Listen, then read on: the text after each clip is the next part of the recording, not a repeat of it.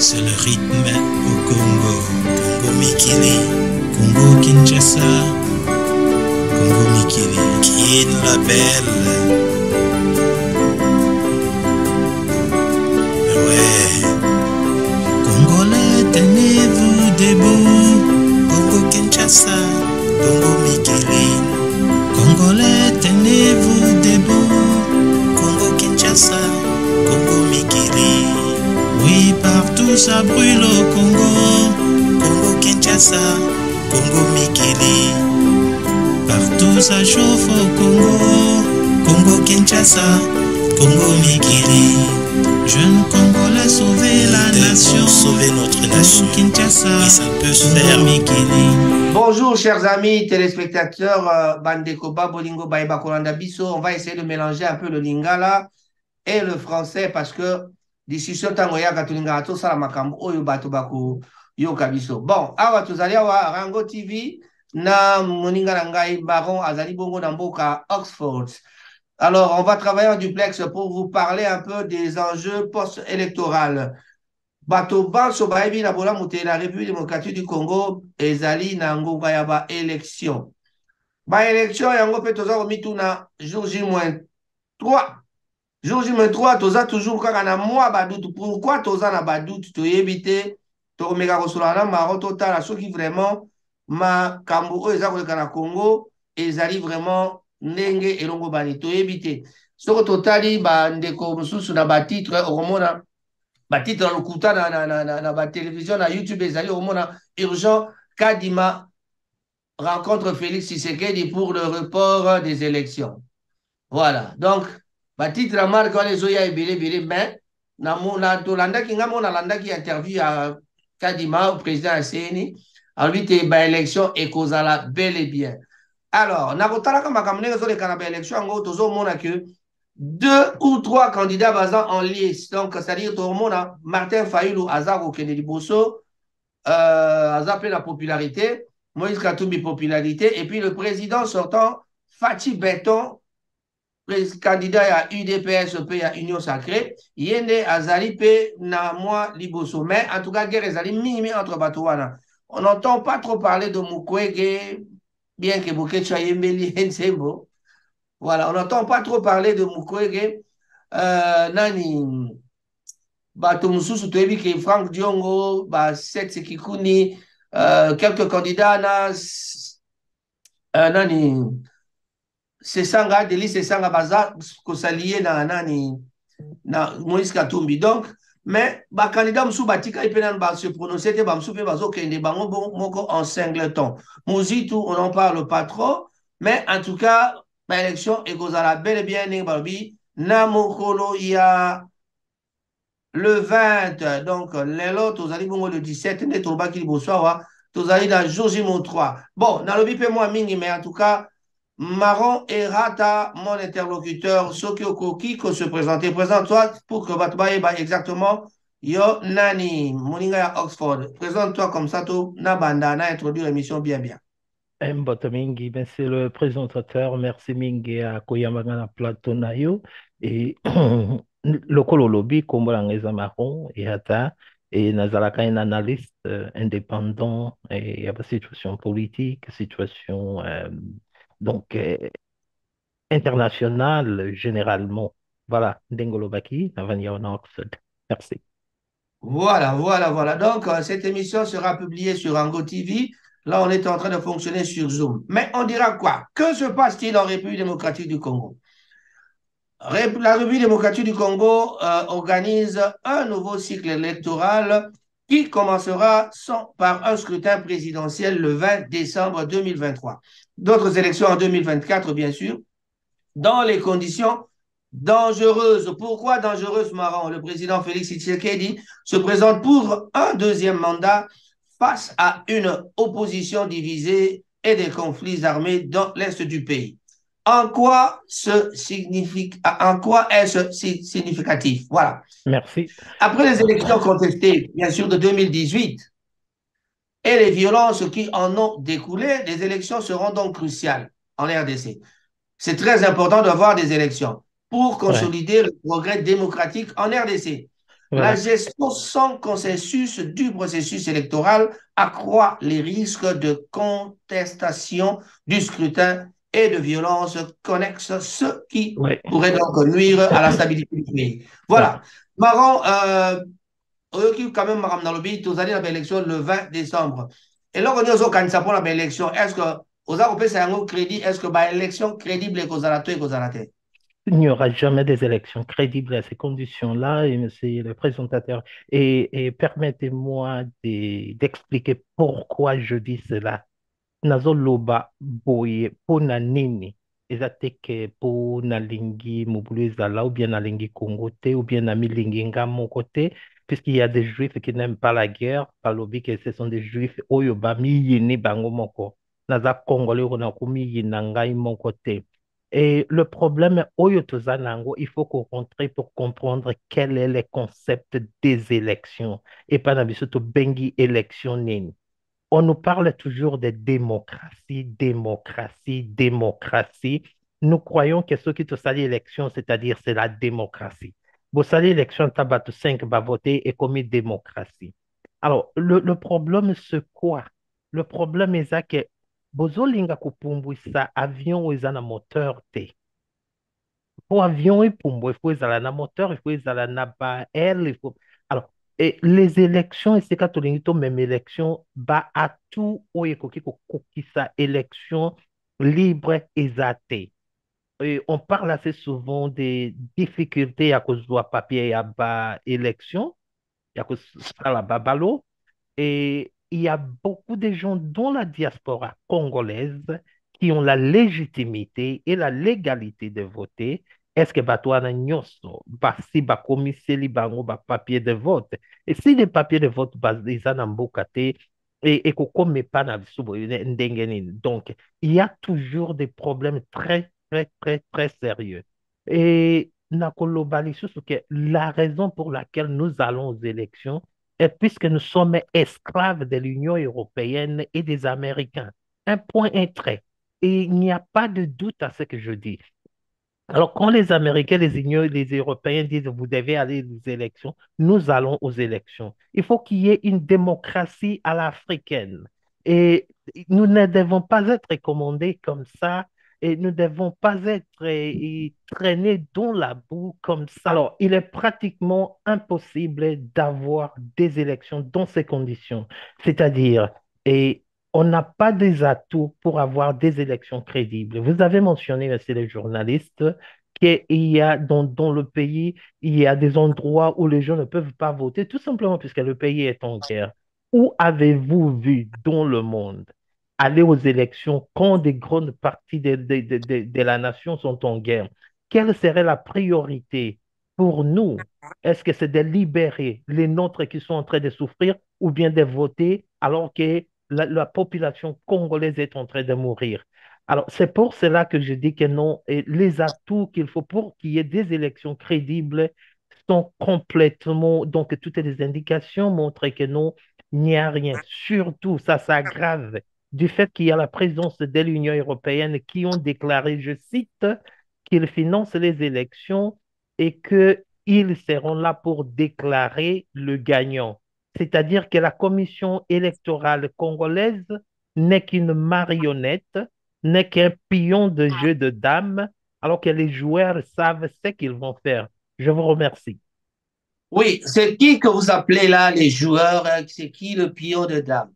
Les joueurs, ce sont des multinationaux qui sont représentés par l'Union européenne. Et quand on a parlé, ça fait, je crois que c'était l'année passée, et on Mhm. avait Anthony Blinken, et qui est ce gars des États-Unis, qui était allé en Afrique du Sud. De l'Afrique du Sud, il est allé en RDC pour déclarer que non, il donnait 10 millions de dollars aux Congolais pour essayer de préparer les élections. Cet argent, c'est pas si en réalité les Congolais ont reçu cet argent ou bien qu'ils font ces déclarations tout simplement pour faire chantage, qui sont en train de donner de l'argent aux pays africains. Il a quitté la RDC pour aller au Rwanda Il quitte le Rwanda pour commencer à déclarer que non, nous savons tous que le Rwanda attaque le Congo. Alors, qu'est-ce qu'il était en train de foutre, d'aller, de faire tout ça? Voilà, ce sont les gens-là que moi j'appelle des vrais joueurs de dames, alors que nous et nos dirigeants sont des pions. OK. Pensons encore à l'organisation des élections. Tout le monde, je sais que tout le monde souhaite de bonnes élections pour la République démocratique du Congo. Et nous devons accorder de l'importance aussi à la paix au sein de ce pays. Vu sa position géographique, je crois qu'il faut aussi considérer ça. Alors, situé à un endroit très stratégique du continent, que tout citoyen congolais puisse avoir l'opportunité de voter. Je crois que tu en avais parlé aussi. Maintenant, ne pensez-vous pas qu'il aura fallu que tous les politiciens se mettent ensemble pour parler de la paix en RDC et puis aller aux élections? Et monsieur le journaliste, merci beaucoup pour m'avoir posé cette question. C'est la même question qu'on m'a posée quand j'étais dans une conférence avec les amis de l'Afrique de l'Ouest. Et je crois qu'au niveau où l'on est, j'imagine si Mobutu, et s'il ne mourrait pas et qu'il était toujours là, il n'y aurait pas des élections. Il serait en train de combattre pour libérer complètement, totalement l'étendue de la RDC pour que le pays soit complètement libre. Il serait lui-même au fond, je crois, et quand il bagarrait avant, il allait en guerre avant, il le faisait. Alors, et c'est le moment où il faut faire appel à toutes ces marionnettes. Et puisque je les appelle des marionnettes, ils ont tous une bonne foi de croire qu'ils vont servir le Congo. Mais quand on vous entraîne par les esclavagistes, quand on vous entraîne par les néocolonialistes, quand vous êtes entraîné par ceux qui veulent que le Congo traîne toujours dans la boue des pays comme la Belgique, la France, comme vous avez vu Tshisekedi accueillir et Macron, qui est chassé de partout en Afrique de l'Ouest à cause de l'impérialisme de la France. Et quand on est entraîné par ces gens-là, on apprend totalement à mater sa population. C'est le moment où tous les candidats doivent jurer qu'ils veulent travailler pour l'intérêt de la RDC, s'entendre pour dire et définir l'identité. On a toujours parlé avec vous, monsieur le journaliste, de l'identité et définir l'identité de notre pays. C'est-à-dire dire non quand il faut dire non, ou bien dire non, écoutons. Écoutez, on n'est pas encore en mesure d'organiser des bonnes élections à ce point-ci. Cherchons à se comprendre. Ce n'est pas pour faire demeurer Tshisekedi éternellement ou bien définitivement là où il est. Et s'il faut l'anéantir pour que l'institution de prolongation soit dirigée par une personne qui serait peut-être choisie par tous ces partis-là, ça va donner bon signe et un bon ton à tout le monde qui voudrait comment s'attacher au pouvoir pour croire que prolonger les élections, c'est-à-dire que je reste. On le dégage de là, que tous les partis choisissent une personne pour faire tout ce que le pays soit à bon lieu, à bon état où on peut organiser les élections. Donc, entendre ce que vous dites, donc vous pensez que faire des élections ce 20 décembre serait peut-être une grosse erreur de notre part d'accepter d'aller voter, ou alors nous acceptons de voter, mais que va-t-il se passer s'il y a un bordel? Ne pensez-vous pas cela va entraîner encore le pays dans un bordel ou dans un trouble, peut-être encore plongé dans la guerre? Déjà, on parle de Corneille Nangaa, qui était l'ancien président de la CNI, qui est parti du côté de la rébellion. Et monsieur Raphaël, et je veux vous dire que continuer avec les élections et dans des conditions où l'on est, c'est une naïveté nationale, c'est-à-dire une nation naïve. Et vous avez bien mentionné que qu'est-ce serait après les élections, puisque ça donne tous les atouts à ce qu'il y ait des troubles, à ce qu'il y ait des discordes, à ce qu'il y ait donc des violences, à ce qu'il y ait donc ça et ce sont des ingrédients au désastre, comme vous l'avez bien dit. Et ceux qui vont du côté des rebelles ou pas, ce n'est pas le problème. Le problème ici est que organiser des élections et aller aux élections dans des conditions où l'on est, où les gens ne peuvent pas voter, où les gens n'ont pas de ballots. C'est-à-dire que les gens vont dire, je devrais voter, j'ai cherché des papiers, je ne pouvais pas. Alors les élections ne peuvent pas compter. En tant que Congolais, en tant que citoyen congolais, s'il y a des déclarations comme ça, on doit annuler les élections. Vous vous rappelez bien de Donald Trump et ça continue jusqu'à présent. Alors, si les citoyens ne sont pas en mesure de voter et que vous organisez des élections pour les appeler élections, et je crois que c'est un désastre qui est à l'horizon. Surtout que si on regarde un peu le pourcentage pour l'électorat de la présidentielle, du côté qui vous, c'est déjà 40% de l'électorat en République démocratique du Congo. Pensez-vous que les 40% qui ne vont pas être à 100%, on n'aura pas la totalité des habitants du Kivu, avec la partie qui est partie, le Bunagana, de ce côté-là où il y a la guerre, aussi Massissi, tout ça, de ce côté-là, enfin, à plus loin de Goma. Pensez-vous que vraiment cela va nous permettre, bon, si par exemple aujourd'hui on doit faire le report des élections, si à la dernière minute on nous dit qu'il faut reporter les élections, que pensez-vous qu'il va se passer? Qui peut faire la transition? En croire ce qui se passe. La Constitution est là, elle est bien dite, il y a, c'est Barat, c'est-à-dire le président du Sénat qui doit prendre la relève pendant 90 jours pour organiser les élections. Mais moi, personnellement, je pense que, ou alors je te pose la question, pensez-vous que s'il n'y a pas élection aujourd'hui le 20, est-ce que Barat est capable de faire l'intérim pendant 90 jours et réorganiser les élections? Et merci beaucoup pour la question. Monsieur Raphaël, vous avez des stats plus concrets, plus exacts moi, j'en ai pas. J'ai pas ces stats-là et je vous en remercie pour me les donner. Alors, c'est 40, des régions où il y a 40% d'électorat et ils ne peuvent pas voter. Donc, c'est désastreux. Et en plus, et tout ça nous amène au terrain où je vous disais que c'est, on arrive au point où tous les candidats doivent être, et comme on dit en anglais, grounded. On leur fait asseoir par leur parti politique et par leur électorat par terre pour leur montrer l'image du Congo. C'est-à-dire, nous vous suivons puisque nous voulons suivre les Congos. Alors parlons Congo avant tout. C'est-à-dire, et si on fait ça va donner à celui qui va faire la transition et, et une leçon de ne pas être corrompu. Puisque assez souvent, ceux qui viennent faire des transitions deviennent corrompus. On a parlé de Monseigneur Mosengo qui était biaisé, sérieusement biaisé, et quand il faisait sa conférence nationale, et il a été élevé à un petit Dieu. C'est ça qui énervait Mobutu assez souvent. Alors, que des corruptions comme ça et ne tombe pas à celui qu'on donne 90 jours, qu'il comprenne que ces 90 jours, c'est pour travailler pour les Congos, pas pour ses biens, pas pour ses relations à venir. Non, c'est tu travailles pour le Congo. Et donc, des gens comme ça, il faut les tester. Il faut voir qu'il n'a pas de records criminels. Il faut voir il est un homme digne d'être ce qu'il est.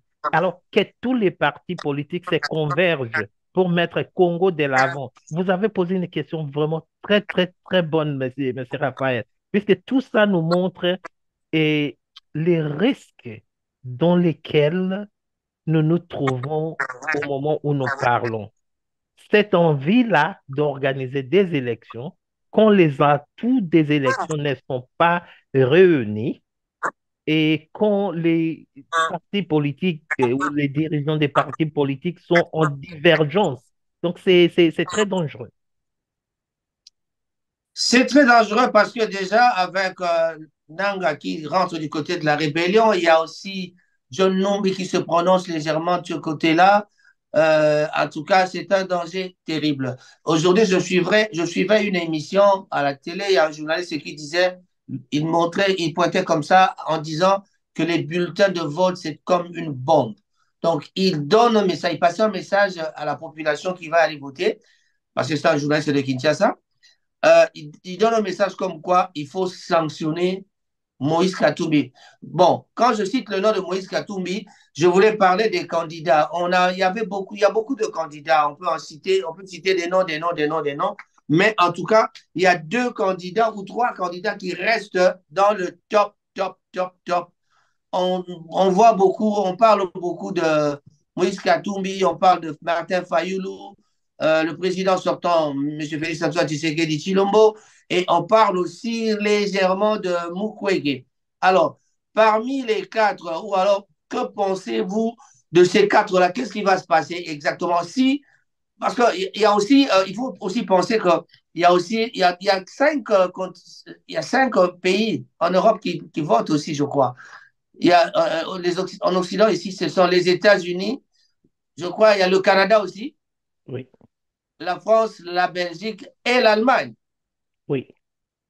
Voilà. Si ces cinq-là votent, vous ne pensez pas que le pouvoir aurait déjà prévu quelque chose pour savoir que si, par exemple, il a 20% à Kinshasa, ou alors il se tape des 20% là-bas. 22, 20%, 20% pour les trois candidats, par exemple. Mais qu'est-ce qui va arriver? Mais c'est les journalistes. Il suffit d'avoir un 5% ici et le président sortant va gagner. C'est- Vous ne c'est- pensez pas que les élections sont préparées pour que quelqu'un le remporte? Je ne sais pas, c'est une question. Et excusez-moi, c'est les journalistes. Je vais revenir chez vous avec une question. Pourquoi nous votons?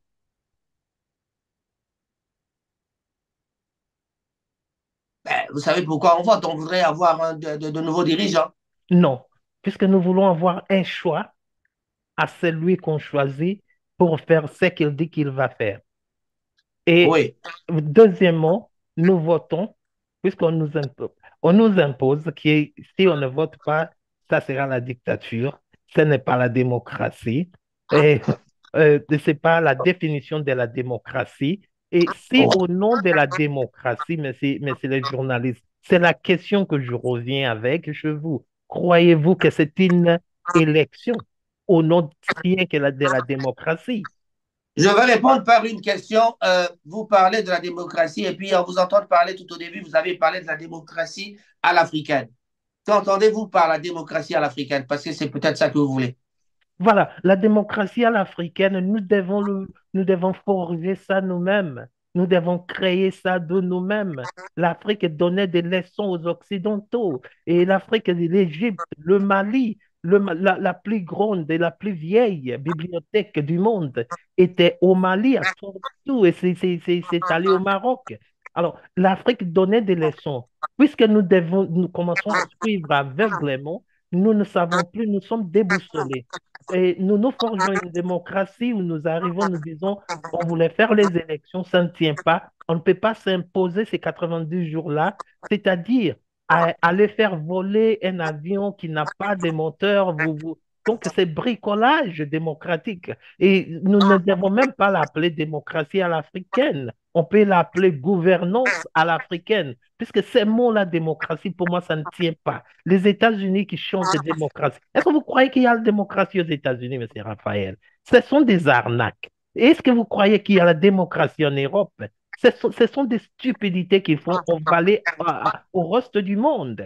Alors, et il faut qu'il y ait une gouvernance africaine. Ce n'est pas la démocratie. La démocratie ne tient pas.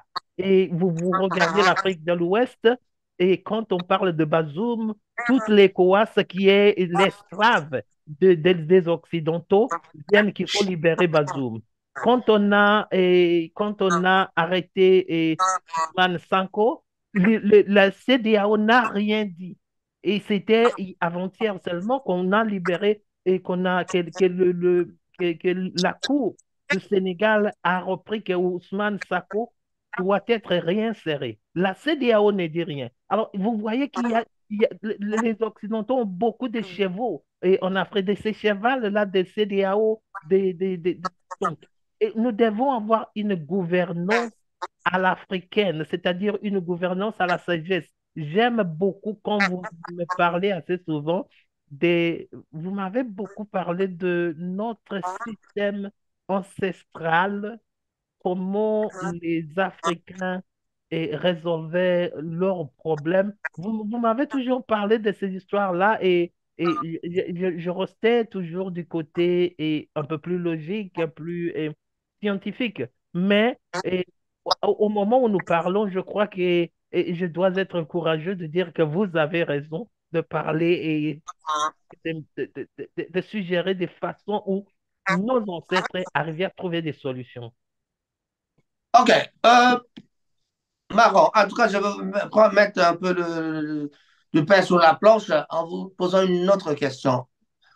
En ces termes-ci, je dis, vous, président, aujourd'hui, quelle serait la priorité? Parce que on nous dit toujours que nous sommes le peuple, nous avons le pouvoir, mais nous n'exerçons pas notre pouvoir. Mais alors, si aujourd'hui, par un miracle, je ne sais pas moi, abracadabra, que Maroc, président de la République, quelle sera votre priorité La, au pri- stade où nous sommes aujourd'hui avec la RDC? la priorité, c'est la liberté de tout, donc la liberté de tout le territoire congolais doit être un territoire libre. Ça, c'est la priorité pour moi, pour le moment, que tout Congolais se sent libre et secured, comme on dit en anglais, et se sent comment, et réassuré dans son pays. Deuxièmement, que ce que le Congo a bénéficie aux Congolais, pas aux étrangers. C'est-à-dire fermer toutes les portes des sorties et mafieux des ressources de la RDC, exiger à cette mafia internationale et de construire des entreprises ou des usines de transformation dans les lieux où ils font ces jugements-là pour créer des emplois aux Congolais, élever le niveau de vie aux Congolais. S'ils ne veulent pas, ils n'ont pas de choix. Le Congo a beaucoup que tout le monde cherche. Alors, ceux qui ne veulent pas, et comment on dit ça en lingala? Si vous ne voulez pas coopérer avec nous, dit tout. On ne parle pas.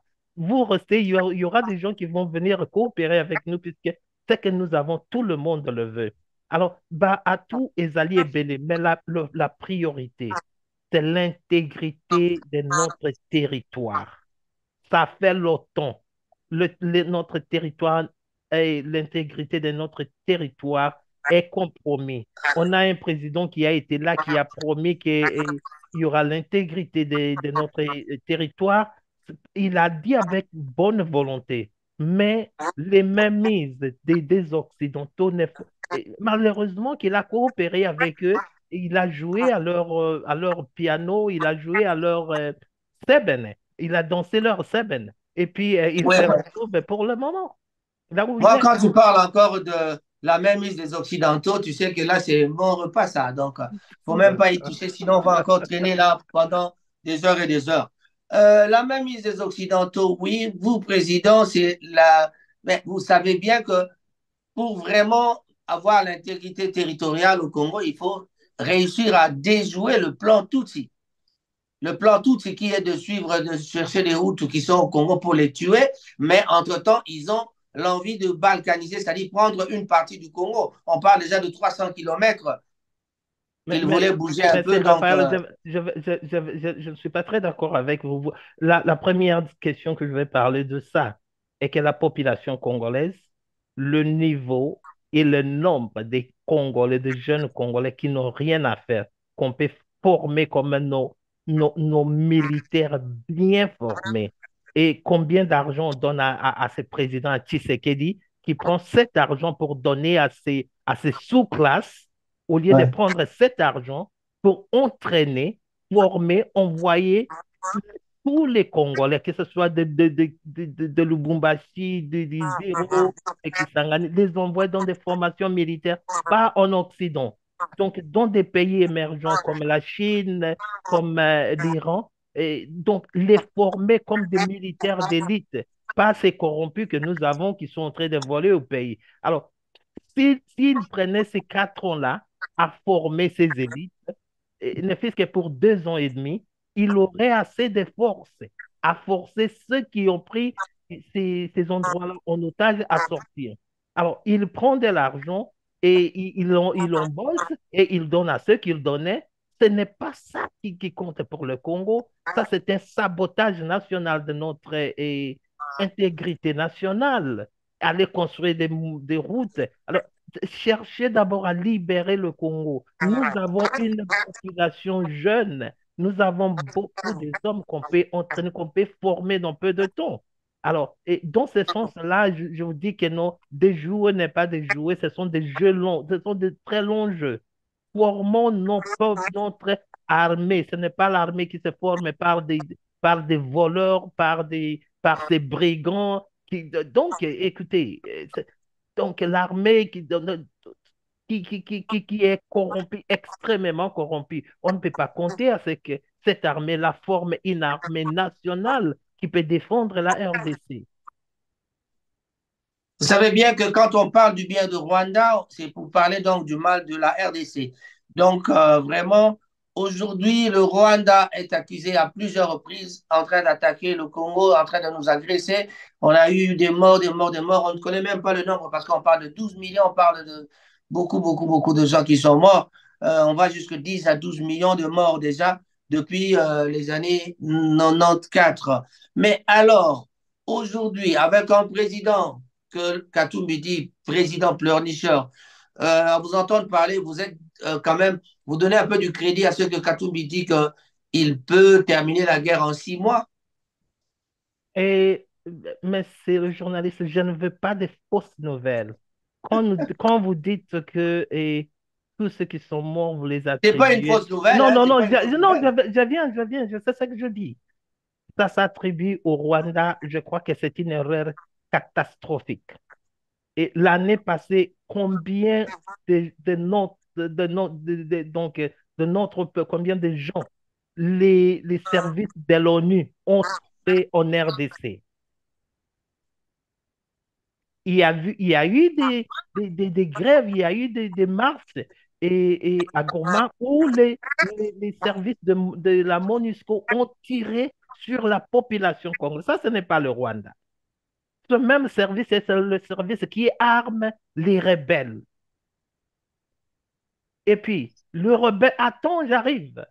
Les rebelles qui tuent les gens sont les rebelles de M23.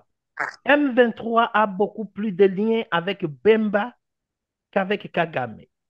Et Bemba a beaucoup plus de liens avec Museveni qu'avec Kagame. Alors, quand vous laissez tomber Museveni, quand on parle de M23, ce sont des erreurs catastrophiques. Et je vous parle en tant qu'ancien et actif dont la politique de M. Laurent Désiré Kabila. Et je vous dis ce que je vous dis puisque je le sais. Et alors, il faut qu'on voie en réalité ce qui se passe. Pas, c'est très sentimental de dire que tout c'est le Rwanda. L'Ouganda est là. Le M23 qui a des liens avec Bemba sont aussi là. Alors, il y a des, faut faire tout à ce que quand on forme les gens, que ce soit le Rwanda, l'Ouganda ou toujours Bemba, puisque Bemba a de liens avec M23. Et alors, ceux qui soutiennent Bemba doivent comprendre qu'ils soutiennent M23. Alors, il faut, excusez-moi, il faut qu'on mette le point sur les i pour faire comprendre à tout le monde que non. Et donc, ce n'est pas aussi léger. On ne doit pas utiliser des phrases aussi légères pour dire que tout c'est le Rwanda. Non, il y a beaucoup de gens qui interviennent pour déstabiliser cette région. Oui, quand vous parlez de BMA qui est du côté, donc ça veut tout ce qui soutient, qui est du côté du M23. Donc, le président Félix Antoine est du côté du M23. C'est ce que vous voulez insinuer. Il n'y a rien je n'ai rien à t'opposer dans cette phrase-là, puisque je n'ai rien à prouver qu'il n'est pas pour eux. Et il a été là pour dire qu'il allait arrêter la guerre, mais la guerre ne s'est pas arrêtée. Et il est allé parler avec Kagame, ils se sont rencontrés à la frontière. Ça ne s'est pas arrêté. Et écoutez, je vais vous rappeler une fois ici, monsieur Raphaël, je ne sais pas si vous étiez à Kinshasa ou non, moi j'y étais. Il y a des fois où Tshisekedi le père disait, il sort à la télé, il dit jamais je ne serrerai jamais la main d'un dictateur. Jamais je ne verrai Mobutu face à face pour lui parler en tant que président. Il parle comme ça à la télé, les gens marchent, le soir, les deux se croisent au Congo-Brazzaville. Et malheureusement pour lui, qu'ils ont été filmés, ils ont été donc de partout dans les journaux. Alors, et bon, donc, voilà. Pour vous dire que la sincérité dans la politique et surtout dans la politique, dans des républiques bananières, ce n'est pas du tout sincère. OK, avec toutes ces tensions politiques du moment, avec, tu vois, les élections un peu, je crois qu'il y a une tendance un peu, les gens sont trop agités, avec de nombreuses controverses et des occasions manquées d'amélioration qui ont jalonné les préparatifs électoraux. Mais la CENI reste toujours confrontée à des défis logistiques et politiques considérables, parce que la CENI et le gouvernement ont, depuis le début, fait. Comment vous expliquez qu'un pays comme la RDC, avec tout ce qu'il donne au monde, tout ce qu'il exporte, ne Mhm. soit pas à mesure d'organiser une élection? C'est la question que vous devez vous poser avant même de parler de la CENI. Comment croyez-vous qu'un pays comme la On ne peut RDC pas parler des élections attend... en Non, RDC sans parler de la CENI. On ne peut pas non, non, sauter ça. non, non, mais ça, c'est, vous parlez des fonds de la CENI, comment donner des fonds à la CENI, c'est ça que je parle. Comment expliquez-vous qu'un pays comme la RDC doit attendre un Anthony Blinken, se balader avec une promesse de 10 millions de dollars pour nous affecter, pour nous croire qu'il est notre petit Dieu? Absolument non. Comment expliquer qu'un pays comme la RDC doit attendre à ce que l'Union européenne lui donne des fonds pour organiser une élection? Ça ne peut pas s'expliquer. Et puisque vient des temps ici en Belgique, donc ce que la RDC a comme des fonds ici en Europe, c'est Mhm. exorbitant. C'est-à-dire que il faut qu'il y ait un citoyen congolais pour les Congolais, pour qu'il y ait un Sénat pour les élections congolaises. Ben voilà. Ben, vous savez que avec cette CENI qui n'était pas encore prête jusque la semaine passée, parce qu'il y a encore des bulletins qui venaient d'ailleurs. Et puis, il y a 70 000 bureaux de vote sur toute l'étendue de la République démocratique du Congo.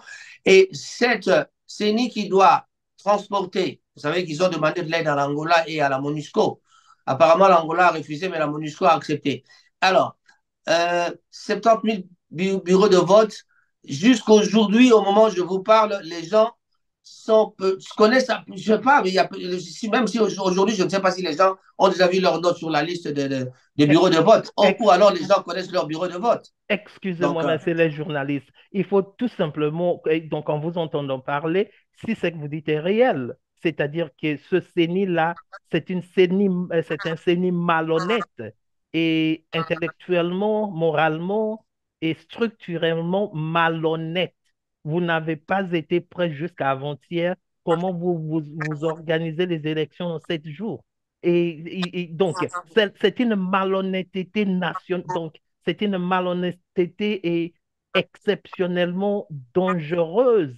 Et pour que celui qui dirige ce CENI-là, on doit lui dégager, puisque s'il croit qu'il peut organiser les élections en 7 jours, c'est extrêmement malhonnête. C'est très, très, très malhonnête.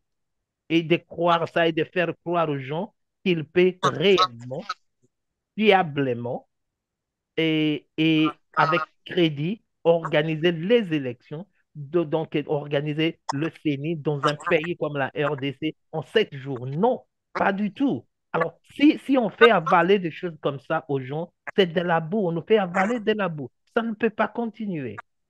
et parlons un peu de l'influence de l'Église catholique. Pensez-vous que l'Église catholique pourra jouer un rôle prépondérant pour ces élections de 2023 du 20 décembre? L'Église catholique a toujours été là depuis l'éternité. Et depuis l'éternité, ils ont toujours été un pion noir, un cheval noir. Ce sont des Trojans. Et pas seulement du Congo, du monde tout entier. Et par ici, je vais vous dire que je ne suis plus chrétien, mais c'est Raphaël.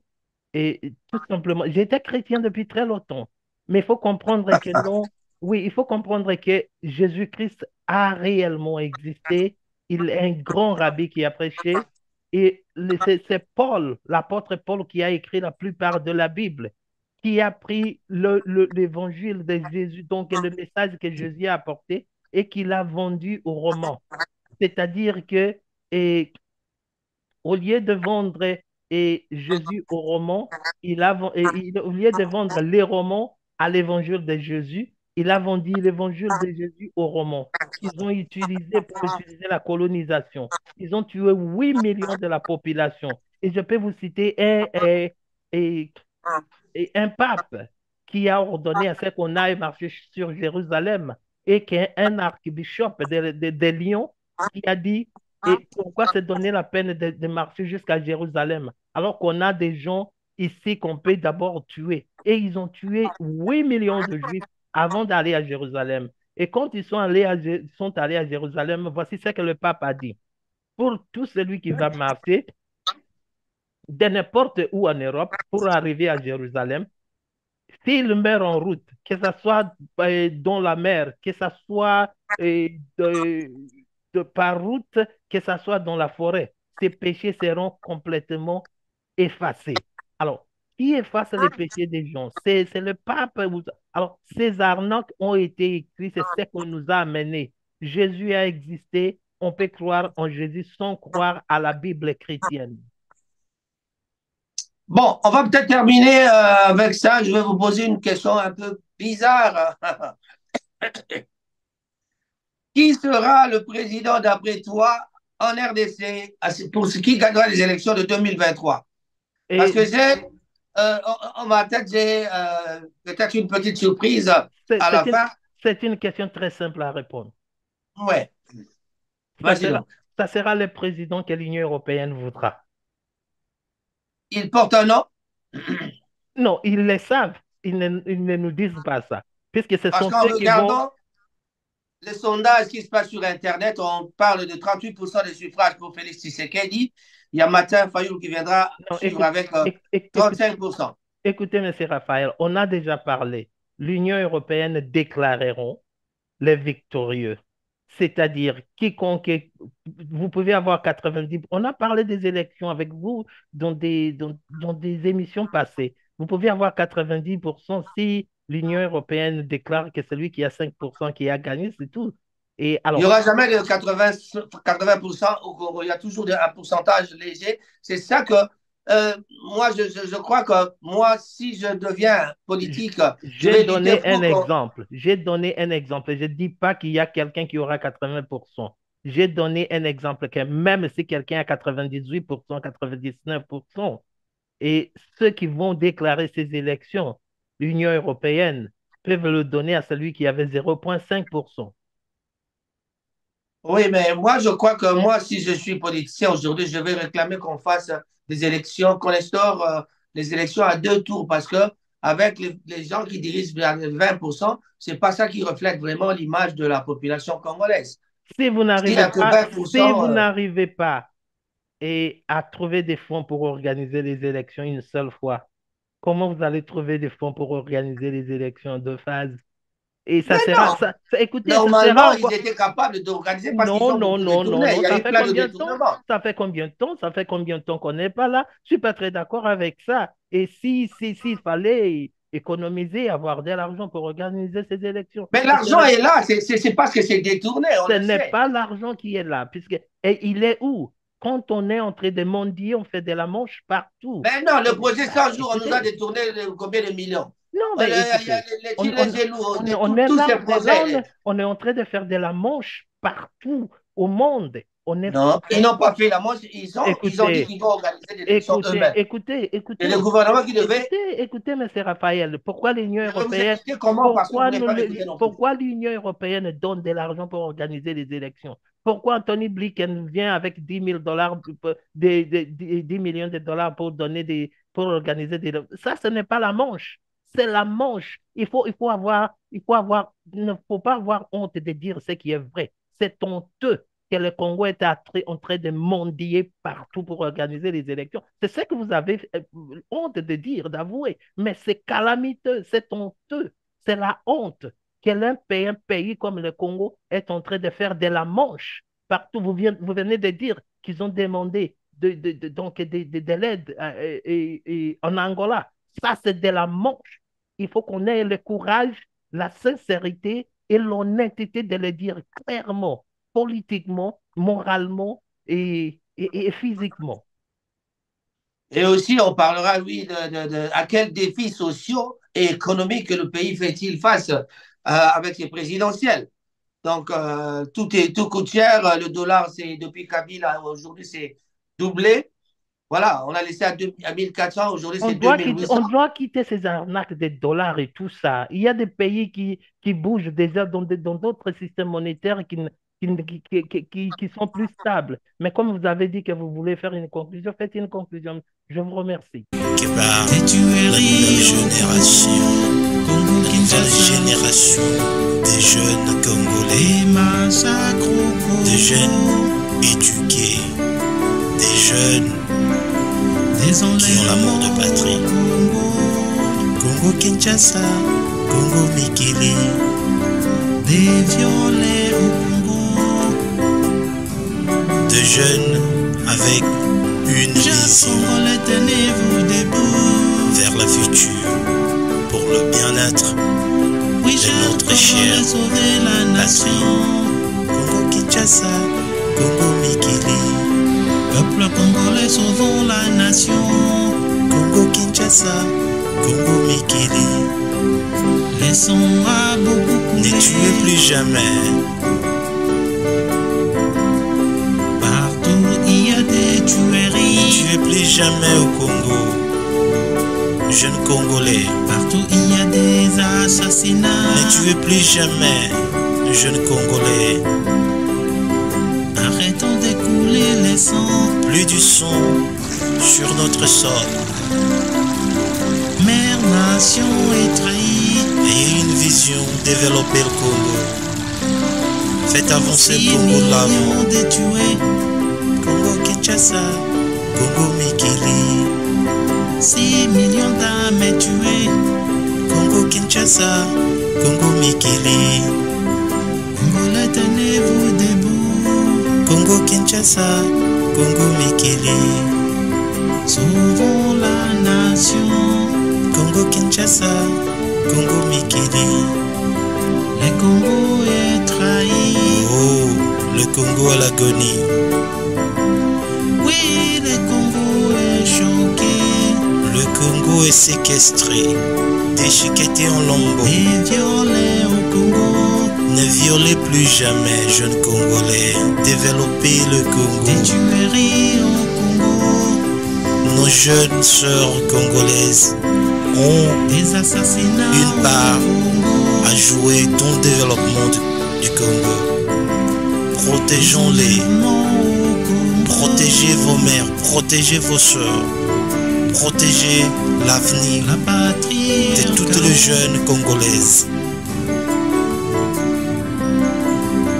Respectez leur opinion, respectez leur dignité, respectez leur essence. Elles sont congolaises, comme vous êtes congolais. Congo Kinshasa, Congo Mikili. Sauvons les Congo, Congo Kinshasa, Congo Mikili. Des tueries au Congo. Des salles générations de musiciens qui sont passés avant Mikili nous ont appris à ne pas respecter les femmes. Ils les ont nommés n'importe quoi. Mais aujourd'hui, vous dites jeunes Congolais, nous devons enterrer ces idéologies. L'égalité du droit de vivre doit régner. Jeunes Congolaises, revendiquez votre droit. Protégez les mamans congolaises. Le viol a beaucoup régné. Le viol dans l'Est, le viol dans l'Ouest, le viol dans le Nord et le viol au Sud.